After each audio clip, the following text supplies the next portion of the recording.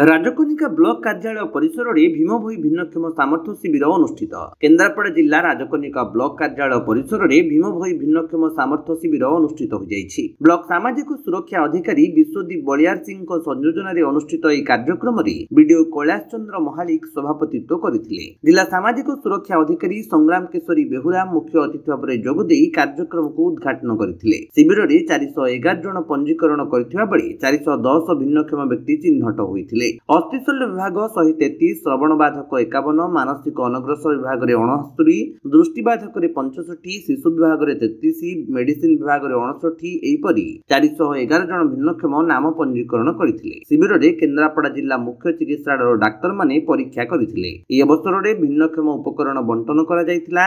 आली ब्लॉक सामाजिक सुरक्षा अधिकारी देवाशीष आचार्य, विश्व कल्याण महाराणा, बबुल बड़, सरोज कुमार साहू प्रमुख शिविर परिचालन में सहयोग करथिले। आज राजनगर ब्लॉक परिसर में भीमभोई भिन्नक्षम समस्या अनुष्ठित होती।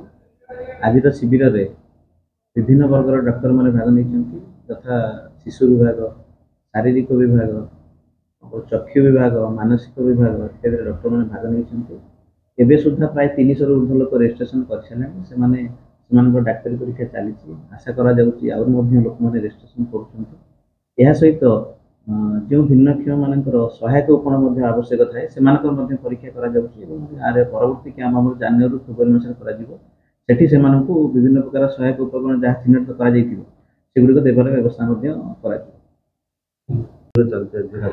आज आम राजकनिका ब्लॉक प्रांगण में भीमभोई सामर्थ्य शिविर अनुष्ठित होपर्यंत आम पाखापाखि 300 रजिस्ट्रेशन सरला। विभिन्न विभाग डॉक्टर मैंने आसने प्रॉपर डायग्नोसिस करूछंती। आमे नुआ भिन्नक्षम प्रमाण पत्र सहित जो रिन्यूअल होची से व्यवस्था करा जाइछि।